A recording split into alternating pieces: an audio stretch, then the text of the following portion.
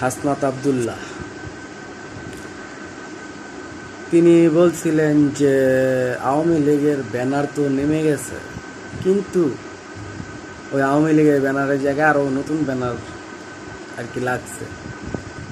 তো নতুন ব্যানার লাগছে, ব্যানারের প্যাটার্ন উপরে 3টা ছবি, নিচে একটা, তার নিচে আর একটা, এইভাবে একটা করছিলেন, বক্তব্য দিয়েছিলেন যে ব্যানারের প্যাটার্নটা চেঞ্জ হয় না।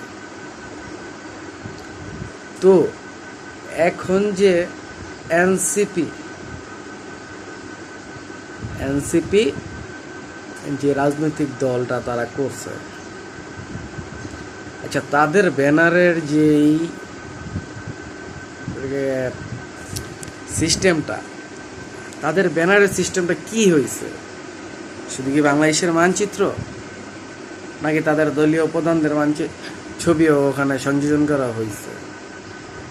তো আমি হাসনাত আব্দুল্লাহর কাছে প্রশ্ন রাখতে চাই যে আপনাদের ব্যানারের প্যাটার্নটা কি আপনারা চেঞ্জ করছেন অন্যান্য রাজনৈতিক দলের ব্যানারের প্যাটার্নের থেকে, নাকি আপনারাও সেই প্যাটার্নটাই ইউজ করতেছেন?